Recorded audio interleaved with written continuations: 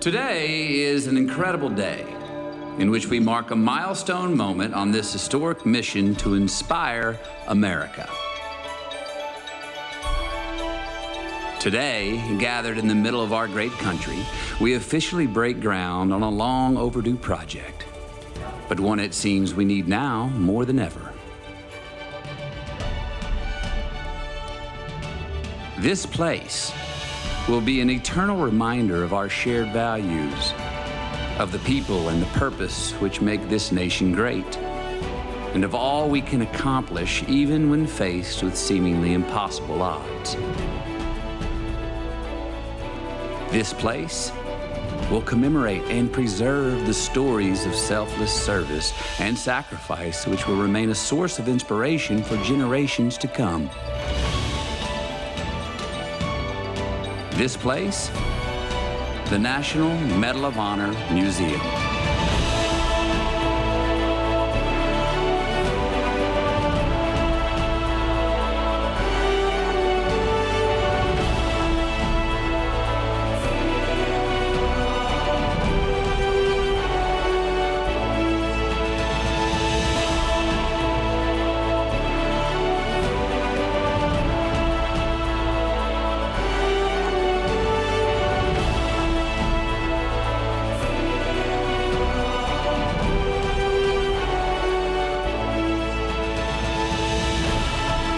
Established in 1861, the Medal of Honor is our nation's highest award for valor in combat. More than 40 million brave individuals have served in the United States Armed Forces since the Civil War. Fewer than 4,000 have received the Medal of Honor. Those who received it will tell you they wear it not for themselves, but for all who they served alongside. Today, we salute these great patriots. 3,511 have received the honor. 66 are alive today. We are blessed to have so many of them with us here today. Ladies and gentlemen, please welcome those who have distinguished themselves conspicuously by gallantry and intrepidity at the risk of life above and beyond the call of duty. Please stand for America's Medal of Honor recipients.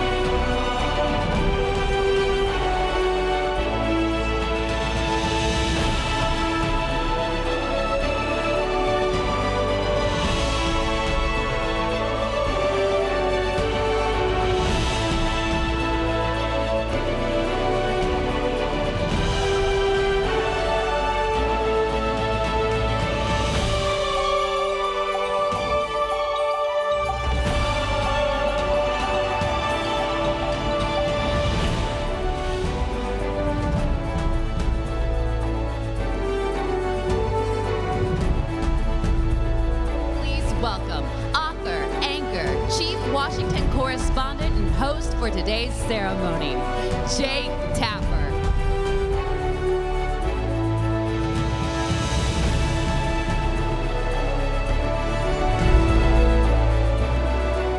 Good morning. Please, everyone, be seated. We are breaking ground today, so I've been thinking a lot about dirt. From the black soil plains of Nebraska to the red rock of Utah and the sea-swept shores of Florida and Maine, the dirt is different, but the spirit of the United States of America is the same across this land. The individuals who were born atop this dirt and went on to earn the Medal of Honor left it behind. They left that dirt behind to follow a higher purpose, taking them to the dirt at Combat Outpost Keating in Nuristan Province, Afghanistan, or atop Mount Suribachi at Iwo Jima, the dirt at the top of the sand dunes on the beaches of Normandy, the dirt at Chosin Reservoir, the dirt at Village Green in Concord, even the dirt next to the rock wall of Gettysburg. So is all of this just dirt? Maybe.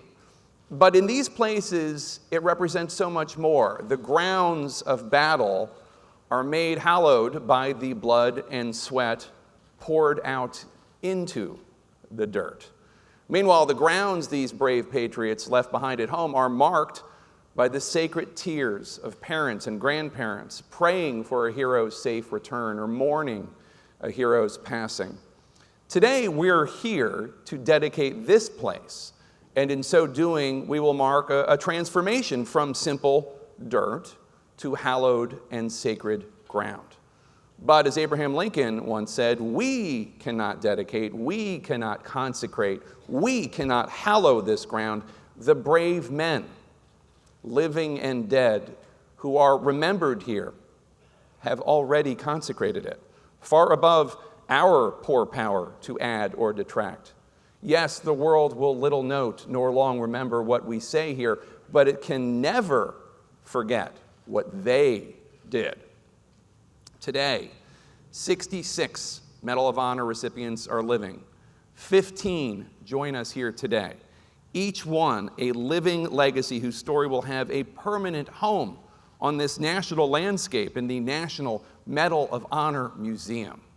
And today we salute these Medal of Honor recipients and we celebrate the country we love and they so bravely, so selflessly serve. Please stand for our national anthem to be performed by the United States Air Force Total Force Band. And please remain standing for the invocation to be offered today by Chaplain Navy Rear Admiral Margaret Grun-Kibben.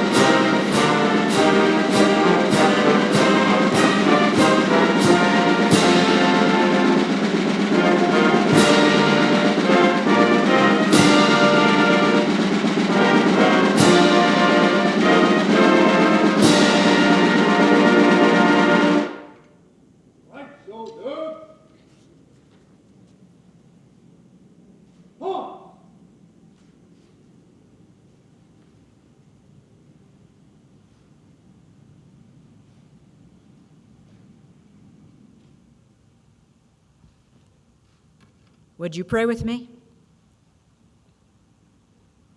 Holy God, we ask you to bless this moment and make it sacred as the long-held desire to honor America's heroes appropriately comes to reality, as the hope for a monument that gives honor to their selfless sacrifice is fulfilled. we pause to ask you to be the foundation of this endeavor. You and the valor of the over 3,000 soldiers, sailors, airmen, Marines, and Coast Guardsmen of this United States, who, in the face of unimaginable circumstances, upheld the highest virtues of honor, courage, and integrity. On their shoulders does our nation's freedom stand, and this monument find its vision. So may every block and beam, rise and step be strengthened by the bravery and dedication of those whose lives we honor today. May the construction of this museum serve well to tell the story of gallantry and intrepidity in the face of impossibility, resilience in the face of unspeakable adversity, that our compatriots would find hope in humanity and inspiration for their own contribution to the common good. Throughout this season of construction, may those who labor on this site be inspired by the purpose for which they contribute their time and talent.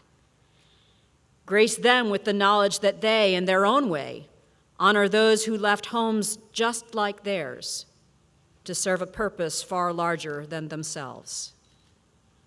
Holy God, sanctify the future of this monument. May it reflect the spirit of America and the blessing you offer to those who give of their whole selves in their service to you and to this country. And God, bless America. In your name we pray. Amen.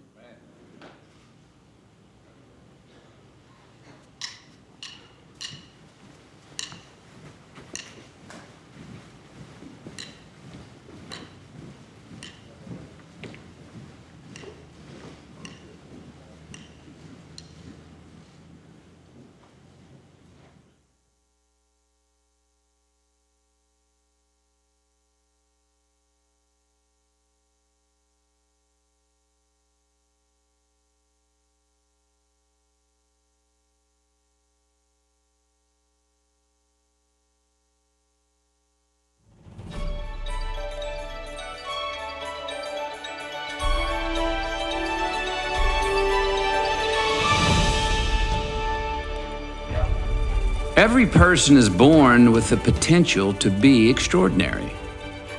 Each of us, regardless of background or natural abilities, are blessed with a limitless well of courage. And when tapped, this courage empowers ordinary people to accomplish the incredible. The individuals who receive the Medal of Honor are an ever-present reminder of the potential within each of us to act in moments under pressure.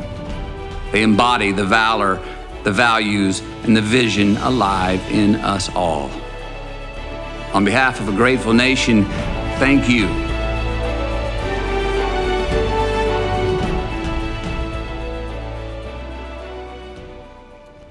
Medal of Honor recipients come from every branch of the military. Their names and faces are as diverse as America herself. First-generation American recipients of the honor represent more than 3 dozen countries. Whether born into a family with a tradition of military service in Virginia or California, farmers in Iowa, or to a single mom in New York, recipients of the Medal of Honor come from every state in the nation, and though diverse in many ways, they are united in purpose and in sacrifice. For the past several months, friends and supporters of the museum, as well as family members of fallen service members, have been sending their state soil to Texas. Dirt from across the nation has arrived in bags and in boxes, in jars and envelopes, each container bringing with it a story. And today, as we prepare to turn this dirt, our attending Medal of Honor recipients will unite our nation's soil with the Texas dirt, building a whole greater than the sum of its parts, just like this great nation.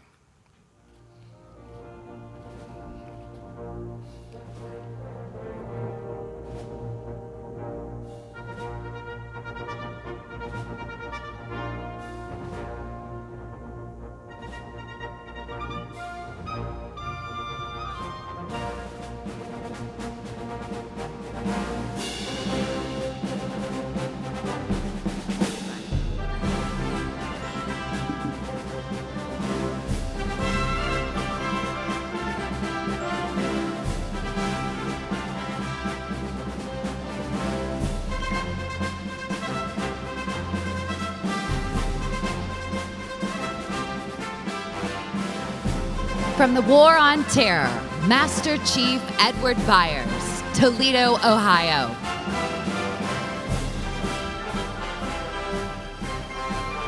Corporal William Kyle Carpenter, Jackson, Mississippi.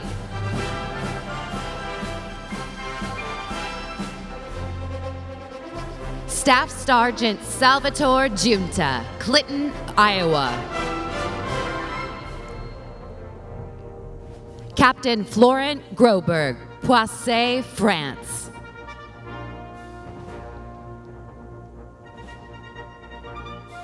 Command Master Chief Britt Slabinski, Northampton, Massachusetts.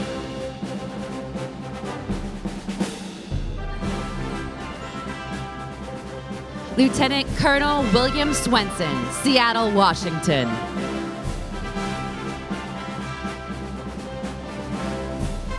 Sergeant Major Matthew Williams, Casper, Wyoming.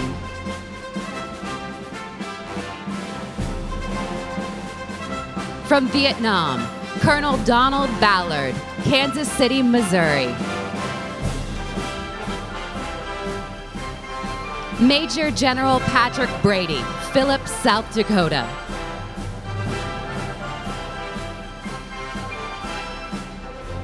Petty Officer Robert Ingram, Clearwater, Florida.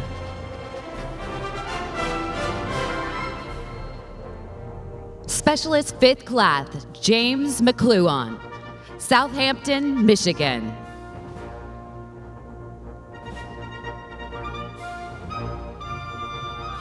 Command Sergeant Major Robert Patterson, Durham, North Carolina.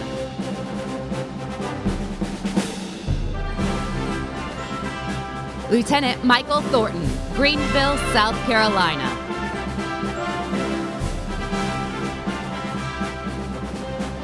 From the Korean War, Staff Sergeant Hiroshi Miramura, Gallup, New Mexico.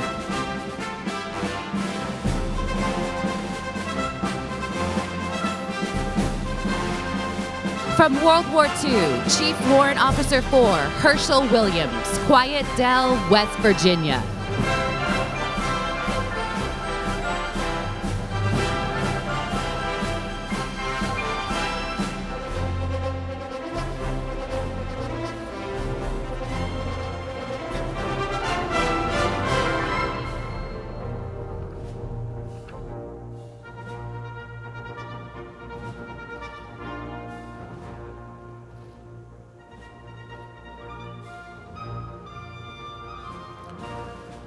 Today's act of uniting soil becomes a physical and hallowed symbol of the way this project and support for the heroes behind it is uniting the country. And this will be our prayer, that this nation under God shall continue, and that each of us will do our part to serve others over self.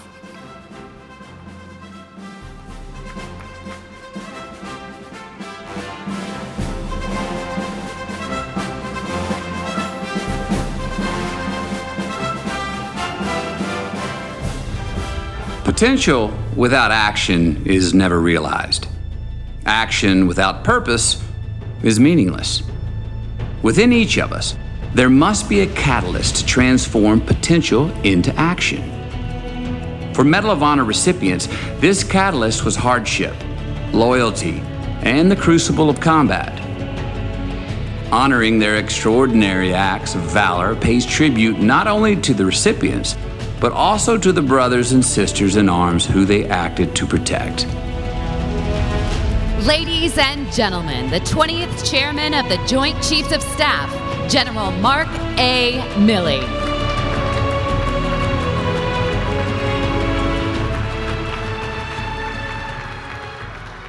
Mr. President, thank you for being here, and thank you for your great service. Many of the Medal of Honor winners here in the front row served under your leadership, and we all want to thank you from the bottom of our hearts.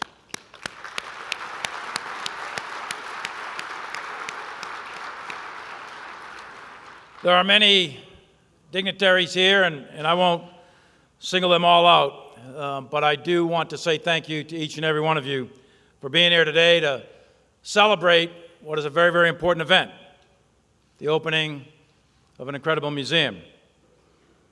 There are thousands of people who contributed to putting this together, and so many more. Many in this audience will continue this hard work. So thank you all for your leadership, your inspiration, and indeed your vision for bringing this to reality. And because of their efforts, we will soon have this Medal of Honor Museum deep in the heart of Texas, where the public can celebrate the spirit of the Medal of Honor and learn about the tremendous Americans who have received our nation's highest award for valor. And it is indeed a museum that will bring Americans together, as you just saw the pouring of soil from many of our states. Since it was established during the Civil War, 3,511 American soldiers, sailors, airmen, and Marines have received the Congressional Medal of Honor. 66, as Jake Tapper pointed out, are still alive, and 15 of them have humbled us with their presence here today. Each of you is a living inspiration, not only to those of us who are still in uniform, but to our entire nation. In front of you are 7 Medal of Honor recipients from Afghanistan, 6 from Vietnam, 1 from Korea, and 1 from Iwo Jima in World War II. Thank you so much for being here today with us.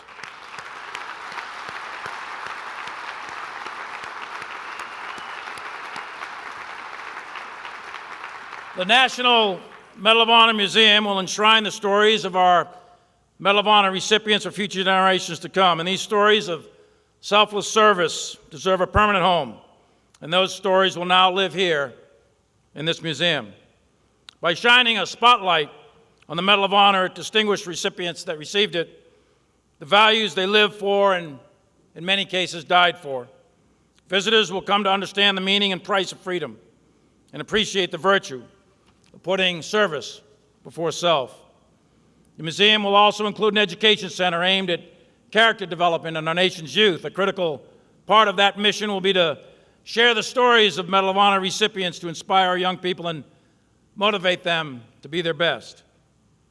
And valor, for sure, is about physical courage, as each recipient demonstrated.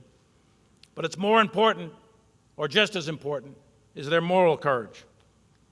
Valor must be selfless and involve great personal risk in order to save others, regardless of the cost to yourself. But words do not do justice to the concept of valor. We need the power of example, the example of Medal of Honor recipients, each in their own time and in their own way, personally demonstrating valor. You see that valor demonstrated in Major General retired Pat Brady, who retired as a Major General and served 34 years in the United States Army. He was commissioned as a second lieutenant in the Army Medical Service Corps in 1959, a year after I was born, and served in Berlin during the building of that wall. And he returned to the Berlin Wall in 1989 when it was torn down. And in between, he served in the Dom Rep, the Dominican Republic, in 1965, and in Korea along the demilitarized zone. But it was really in Vietnam where Pat was a soldier of uncommon courage and commitment. During his first tour in Vietnam from January of 64 to January 65, then Captain Brady served as an ambulance helicopter pilot with the 57th Medical Detachment. These Huey pilots, often flying under the call sign Dust Off, flew under the leadership of Major Charles Kelly, an infantry soldier turned pilot who never forgot what it felt like to be in a firefight and call for a rescue helicopter. On 1 July 1964, when, after being repeatedly warned away from a very hot and dangerous LZ, Major Kelly said, "I will leave only when I have you wounded." Soon after that, Major Kelly was shot in the heart while he was flying. Major Charles Livingston Kelly became the 149th American to die in Vietnam, and his name is forever etched on a panel, one echo of the Vietnam Veterans Memorial in D.C. He is the father of Dust Off, and many, many Americans owe their lives to the concept that he created and personally led. And in a moment, Pat Brady lost his mentor, his friend, and found himself now as a detachment commander. The following day, a new commander showed up and tossed the bullet that Major Kelly was killed with on Pat's desk and asked then Captain Brady if they were going to stop flying so aggressively. Pat picked up the bullet and replied, "We are. We are going to keep flying exactly the way Kelly taught us to fly, without hesitation, anytime, anywhere." That is moral courage. In his second tour of duty in Vietnam in 67 and 68, now Major Brady was second in command of the 54th Medical. On 6 January 1968, Pat volunteered to rescue wounded soldiers from a site in enemy-held territory which was heavily armed and blanketed with thick fog. Without hesitation, he accepted the harrowing mission, one after another, in treacherous weather, each time finding his way to the dangerous LZs to rescue the wounded. On this mission, he deliberately rolled his helicopter sideward to blow the fog away with the rotor wash, and amazingly, it worked. Pat landed where 2 other aircraft had been shot down, and many others were trying and failed to penetrate the fog. But Pat got through, with wounded American soldiers laying less than 50 meters away. Brady was the only one to get to them. And he came back. Not once, not twice, not 3 times, but 4 times. 4 times, Major Brady went back into that hot LZ, and he successfully evacuated every single wounded American. And he kept going. On another mission, he and his crew rescued an isolated platoon of soldiers out on an enemy minefield. The mine detonated near Brady's helicopter, tearing through the aircraft and wounding 2 of his crew members. Yet he continued to fly, and he flew the wounded to their medical aid. And at the end of that day, his rendezvous with destiny, Pat had utilized 3 helicopters that had been destroyed while he was flying them to evacuate a total of 51 seriously wounded men who many would later die. The aircraft he flew that day had over 400 bullet holes. Pat flew over 2,000 combat missions in Vietnam and successfully evacuated over 5,000 wounded during his 2 tours of duty. And Pat is the only living Army veteran of Vietnam to hold both the Medal of Honor and the Distinguished Service Cross, the nation's 2nd highest award. Pat's story is incredible, simply incredible. And so is that of every Medal of Honor recipient. These stories of heroism, service, and valor must be shared, and that's exactly what this museum will do. In a memoir he penned to his daughter Megan, a veteran herself who followed in her father's footsteps as a medical officer, Pat described the mission in Vietnam and the legacy he protected for his fellow friend and mentor, Major Kelly. And he wrote, "Kelly's position was simple. The others came first. The patient came before all else. And our mission was to protect and care for them and never to abandon them." It is precisely this spirit that will fill every corridor of this museum. And we cannot truly appreciate the sacrifice of our Medal of Honor recipients unless we see the weapons they used and feel the uniforms they wear and hear the stories they told and read the letters that they wrote. We will never feel our lungs suddenly hollow from the impact of artillery and shells on a hot Civil War battlefield like Mary Walker did. You and I will never fight through the haze and the mustard gas of the Meuse-Argonne like Corporal Freddie Sowers did. We're not going to hear the whiz and the snap of Wehrmacht bullets while assaulting the last 100 yards of Omaha Beach like Private Carlton Barrett did, or know the carnage and the assault on the landings at Iwo Jima like Corporal Woody Williams did, who's sitting here in the front row. We're not going to suffer the blistering cold of the chosen reservoir like William Barber, United States Marine Corps, did, or the sweltering, humid choke of South Vietnam jungles like Bob Patterson did. And it's here in this museum that you're going to hear about Petty Officer Ed Byers in a fierce firefight, or Kyle Carpenter sitting in the front row jumping on a grenade, or Flo Groberg, who tackled a suicide bomber at almost certain death. And you'll hear about Slavinsky and Swenson and Williams and all the rest of them who have served this country so proudly. But we can come here, and we can see and hear those stories. It's those stories that will document our country's bravery, that gives purpose to our entire military. It's their heroism. And why did they do it? They did it for each other. They did it for their teammates. But they also did it for you and I, and for a document called the Constitution, which is the North Star for all of us in uniform. It's that document that gives all of us purpose. It's that document that gives purpose to this museum. And we in uniform are willing to die, and our task is to pass it on to the next generation.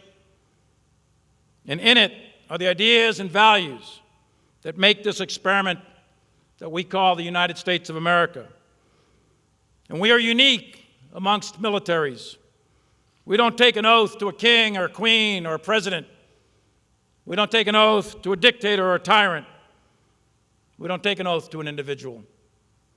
We take an oath to an idea, the idea that is America. Every single one of us in uniform is willing to die for that idea. And that is what separates your military, our military, the American military, from every other military on earth. We are willing to die for an idea. And it's been true across generations, and that's going to be true on display here in this great museum. It's a portal that will connect us to our past and cast a guiding light onto our future. This museum is a monument to the very best of our country. In the front row in front of us, all of us today, are representatives of the best that is America. The unparalleled valor of those who wear the cloth of this nation, who have guarded the wall and stood on the beach, defended Americans for 246 years. That spirit, that mission, that idea, the idea that is America, is timeless. And the valor it takes to protect and defend this experiment in liberty, that too will live forever, right here in this museum. Thank you all, and may God bless America. Good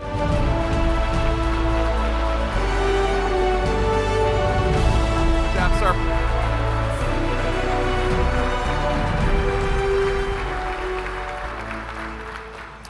I do want to take one note of personal privilege because today is Medal of Honor Day. March 25th is Medal of Honor Day nationally. And I want to note that it was on November 15th, 1990, when President George H.W. Bush signed National Medal of Honor Day into law. So while the hero that was your father is no longer with us, his spirit lives on, and we just want to take that moment to acknowledge the Bush family for what...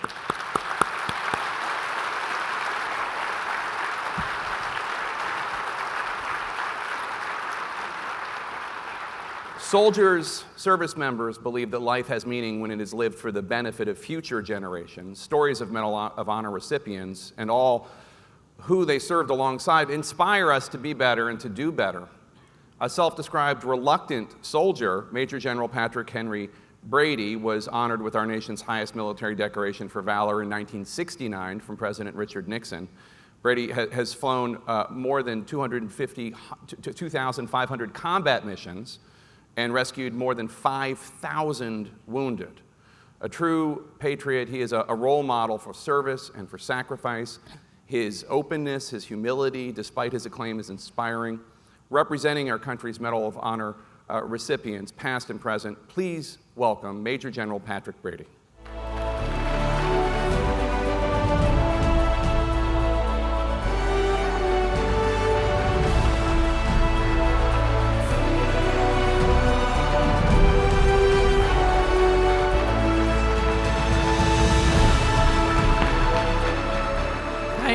thank you. I just really love to hear what a fine fellow I am. I wish my wife could be here to hear what a fine fellow I am.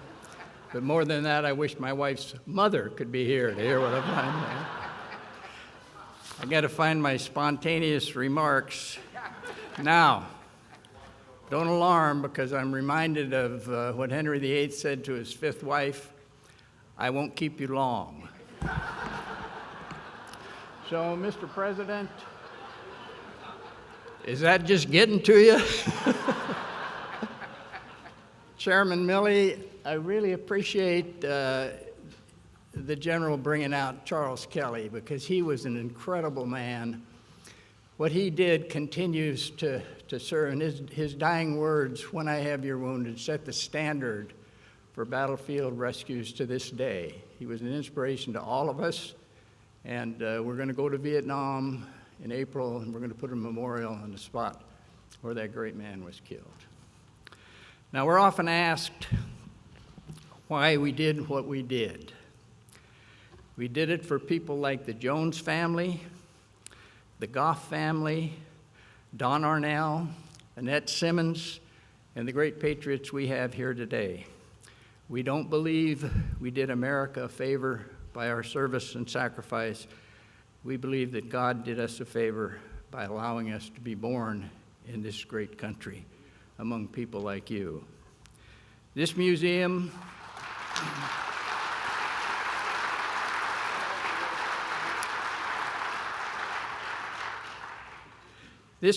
will trace our roots to Abraham Lincoln, the Civil War.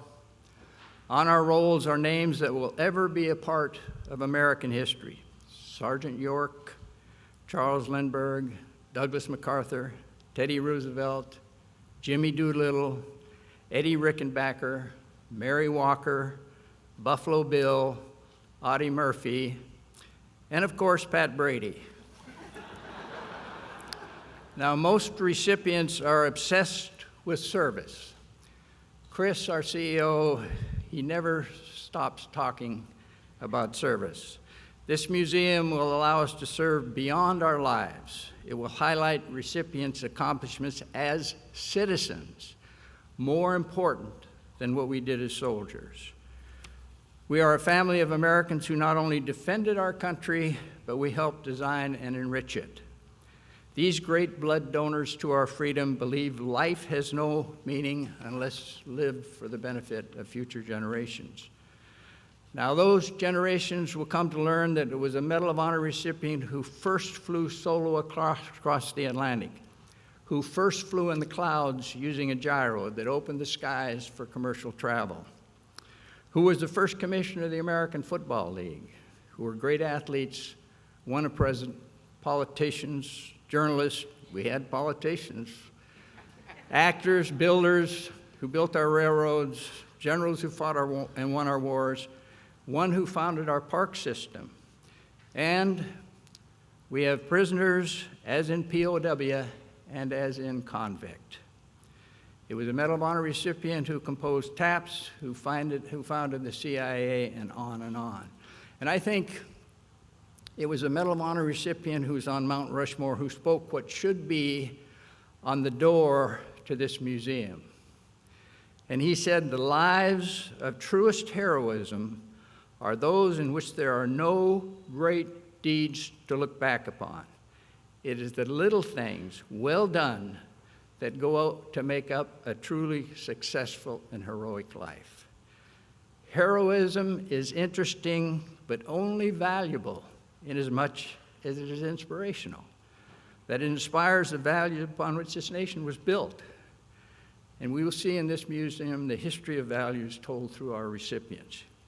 Young people will learn they can be heroes and they don't have to go to war to do it. This museum will be a vault for those values, the values embedded in this medal: courage, sacrifice, and patriotism. There's only 3, not 6. They screwed up on that airplane. These are the pillars of American excellence. Valor is finite. Values are infinite. Is there another museum anywhere in the world that ties valor and inspires to teach values. Courage, of course, is the key to success in life. It's the only way in which we are all born equal.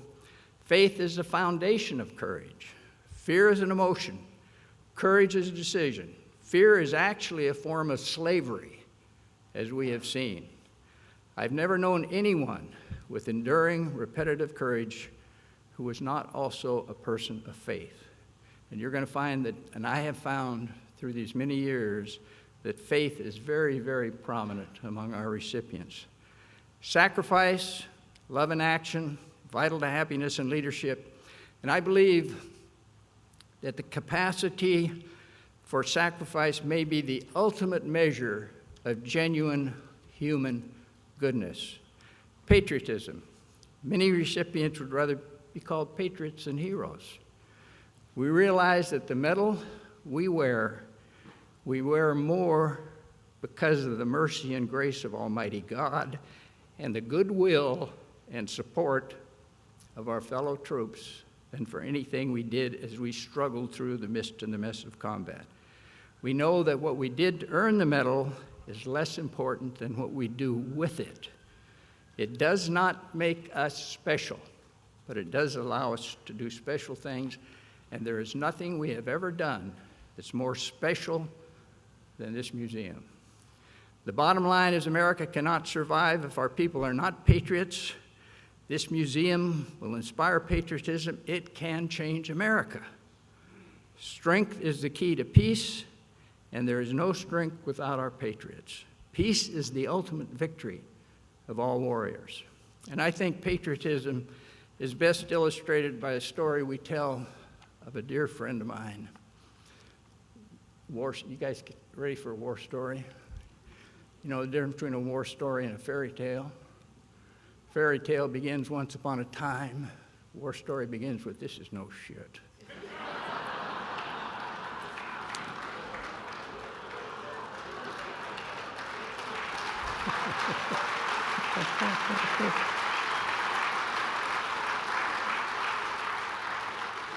Webster was a great, powerful black soldier, an artillery sergeant.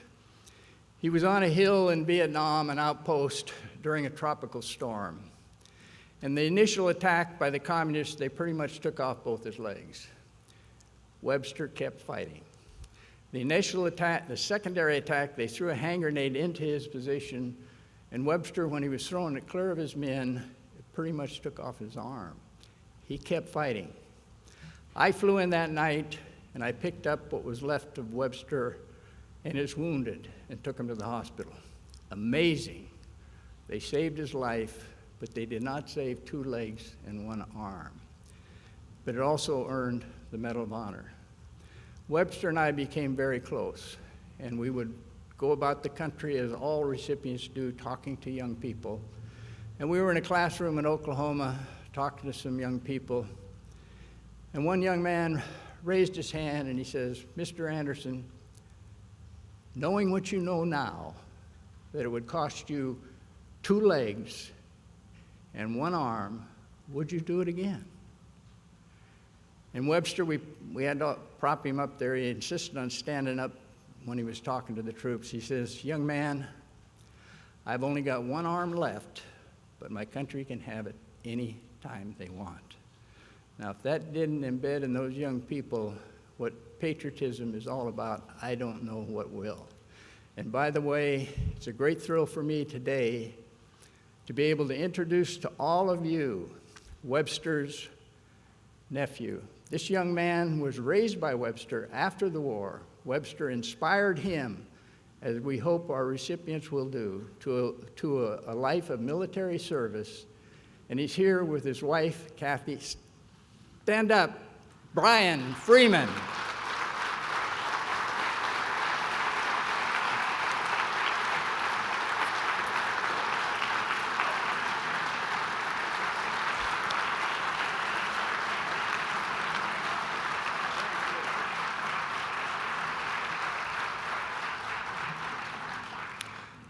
Okay, God bless you guys. Get this damn thing done. We don't buy green bananas anymore.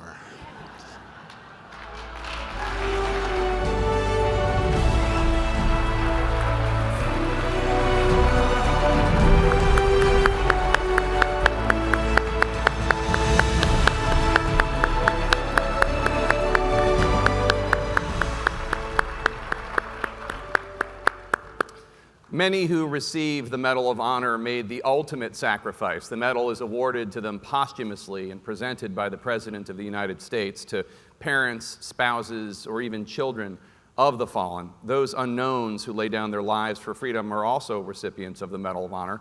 We would also like to acknowledge Medal of Honor families, specifically those who represent recipients who are no longer with us. Many of these families are sharing their treasures with us by graciously contributing medals and other precious objects to the museum collection. Each of these items will help tell the full life story of their incredible loved ones. Today, to honor these fallen patriots, we welcome from Marine Barracks, Washington, D.C., the United States Marine Corps Silent Drill Platoon.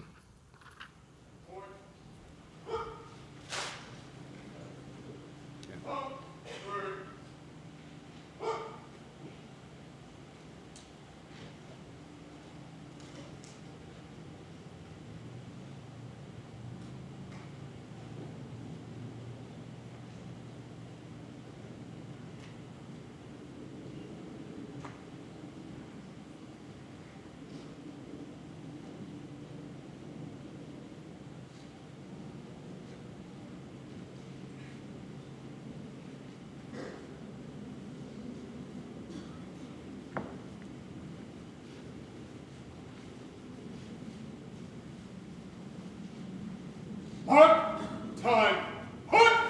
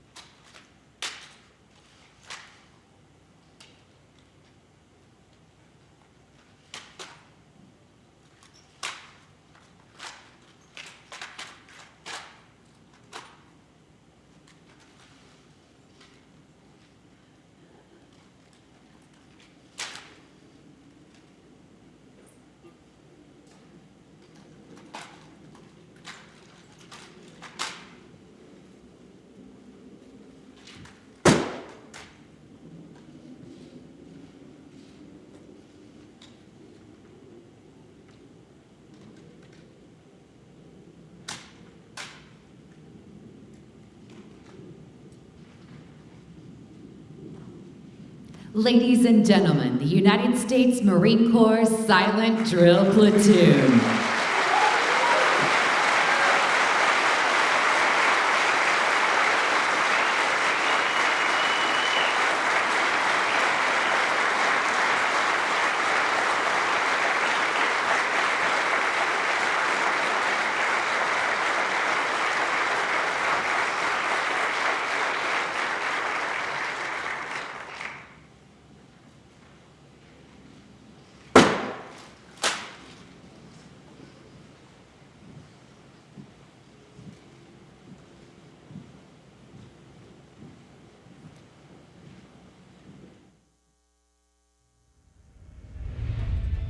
For most National Medal of Honor recipients, service did not end on the battlefield.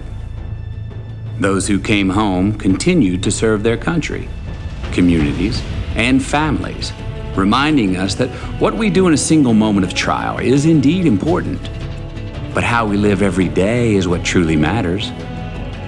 Through this museum and the National Medal of Honor Institute housed on these same grounds, Medal of Honor recipients will continue to serve long after they are gone. Their legacies will provide examples of character and lessons in leadership, transforming all who they encounter.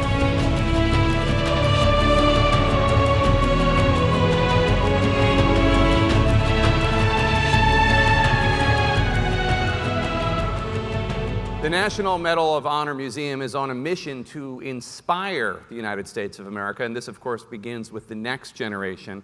We invited students from 6th through 12th grades throughout the country to write essays about what it means to live honorably and why we need people of honor in this world. Riley Gould is a junior at Fairland High School in Proctorville, Ohio. She and her mother join us today to share in this moment and share her winning essay. Ladies and gentlemen, please welcome Riley Gould.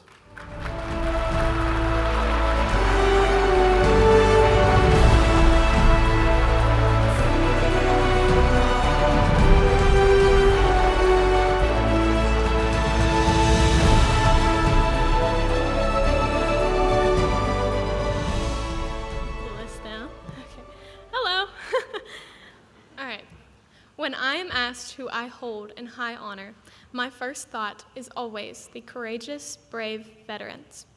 They risk their livelihood to protect the people of America.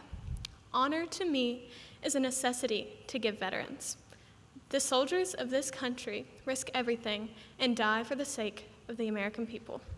My cousin, Sergeant First Class Matthew McClintock, was a Green Beret for the American Army. He was assigned to 1st Battalion, 19th Special Forces Group. Matthew went back into gunfire to allow a helicopter to land and save his injured team members. In that moment, he became selfless. Honor to me is especially important because of this.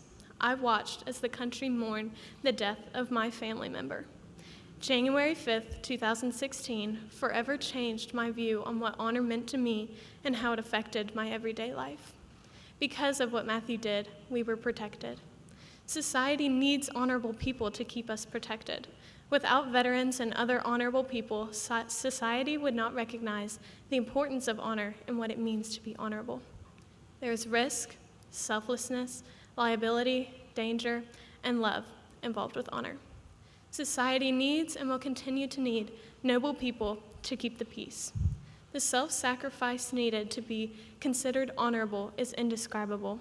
My mother, Rebecca McClintock, works for a veteran hospital and shares with me the many stories of the brave veterans who stop and talk to her. She tells me that the veterans, if given the opportunity, would not change the fact that they went into the service. Our troops deserve so much for the amount of benevolence and generosity they possess. I would like to personally thank every single veteran for their sacrifice and let them know the honor they hold in my heart. We will forever be grateful. There you go. Good job.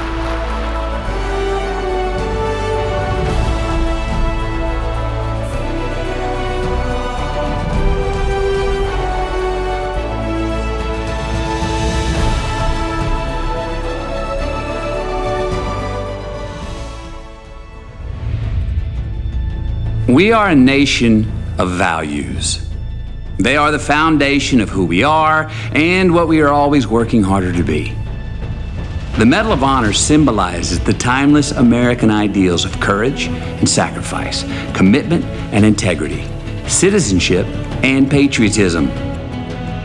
At the National Medal of Honor Museum, these values will be celebrated and be a beacon of inspiration for generations to come.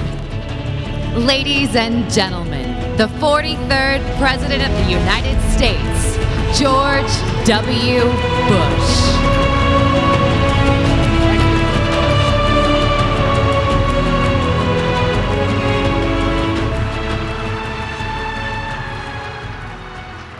It's too hot to applaud too much.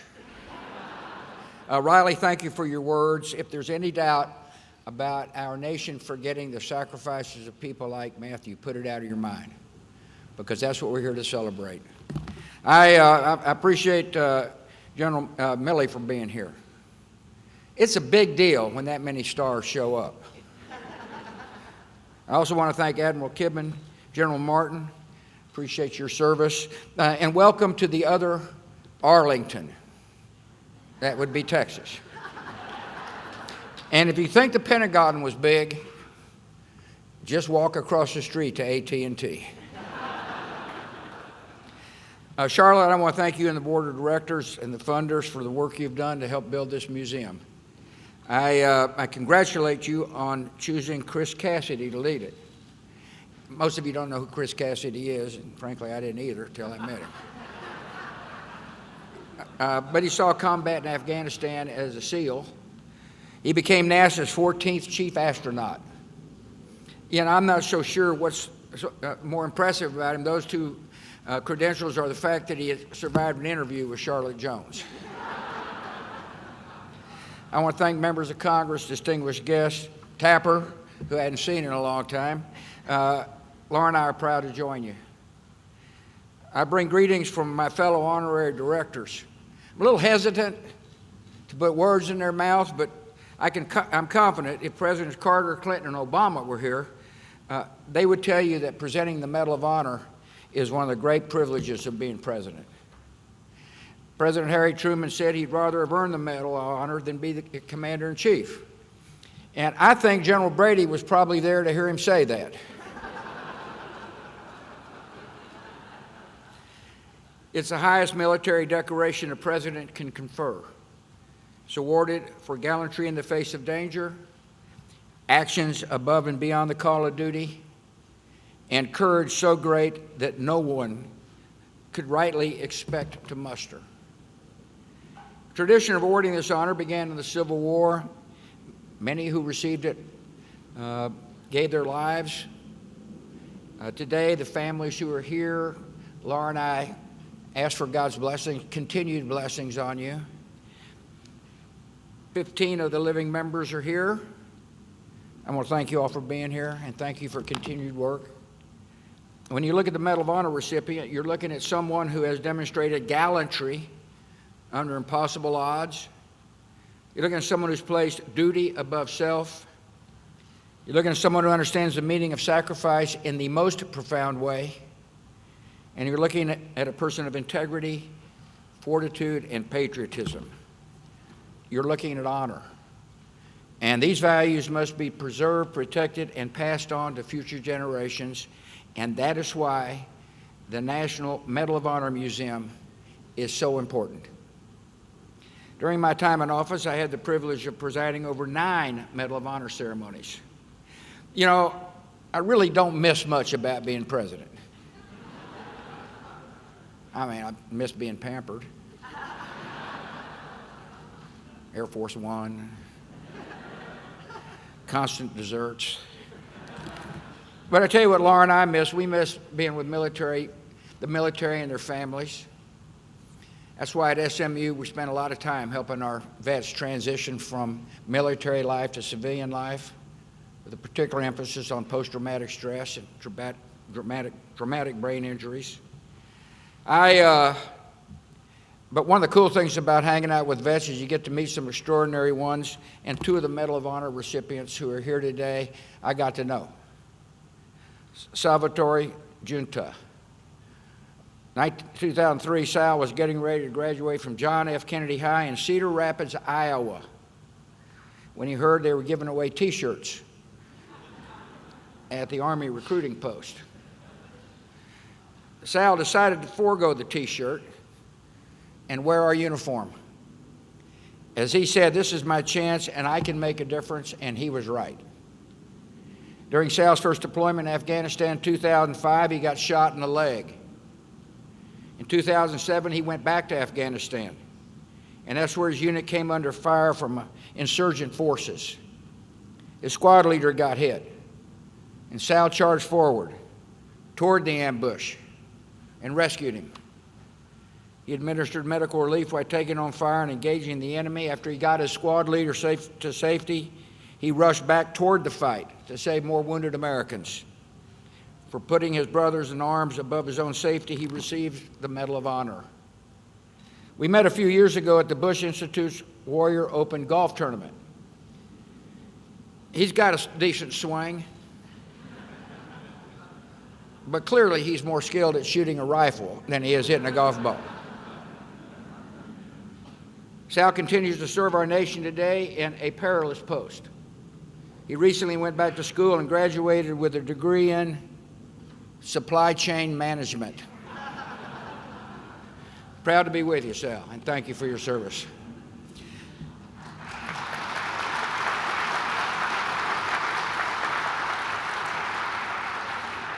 Florent Groberg is here. It's kind of hard to call a man Florent after he has won the Medal of Honor. So I just went with Flo. That'd be F-L-O-W. He grew up outside of Paris, France, and came to the United States at age 11. In other words, he wasn't born in this country. He embraced our country, he worked hard, he excelled in academics and athletics, and after graduating from the University of Maryland, he enlisted in the U.S. Army. Following the 9/11 attacks, there was no other choice for me, he said. Flo completed airborne ranger schools, deployed to Afghanistan with the 4th ID as a platoon leader. August 8, 2012, a suicide bomber approached Captain Groberg's formation, which included several high-ranking military officials. Flo ran straight at the threat. He pushed the bomber away from the group before the bomb could detonate. His selfless courage saved the lives of members of his group, including the colonel he had been assigned to protect. The explosion severely wounded him and several of his comrades. To this day, Flo wears a bracelet with the names of the 4 souls who did not survive the attack. When he received the Medal of Honor at the White House, he asked President Obama to recognize those individuals and invite their families. The brotherhood could not be broken. He wakes up every morning thinking about them.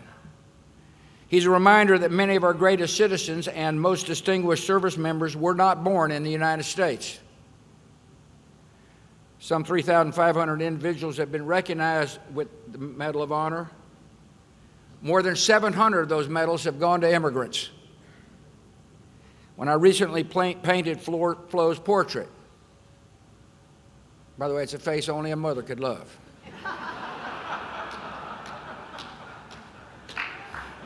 I painted a man I'm proud to call my fellow American. By sharing the stories of men like Flo and Sal, this museum will give Americans a deeper understanding of what's important: patriotism, courage, duty, and service. Visitors will come away with a new appreciation of what it means to sacrifice and what it means to live in a free land. You know, during these turbulent times, people ask me, am I worried? And my answer is no. I'm optimistic about the future, because for so long as we emulate the virtue and the character of the people we honor, we're going to be just fine. And that's what the National Museum of Honor does. It emulates excellence. I want to thank you all for being here. God bless America.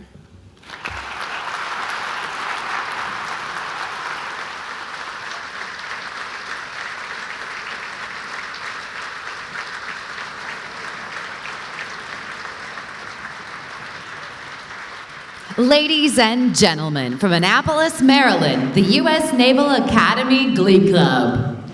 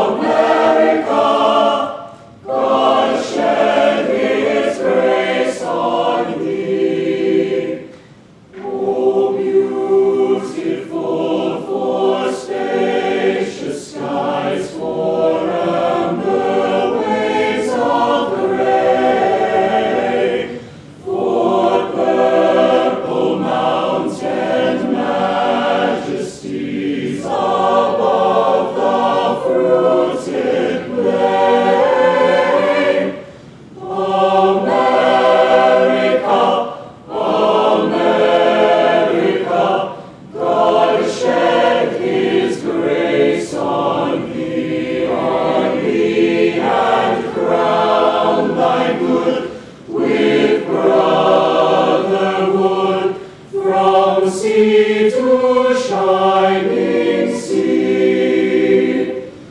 Oh, beautiful for heroes proved in liberating strife, who more than self their country loved, and a mercy more than life. America, America, may God thy gold refine, refine till all success be nobleness, and every gain derive.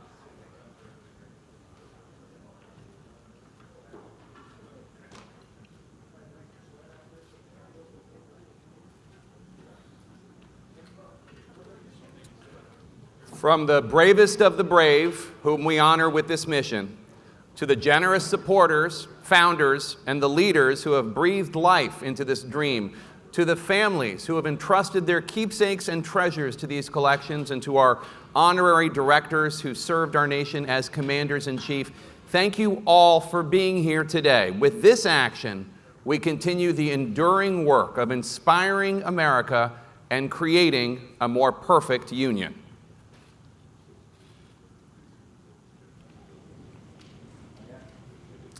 Ladies and gentlemen, on this 25th day of March, in the very heart of our incredible nation, we now set hand to shovel and break ground on this historic project.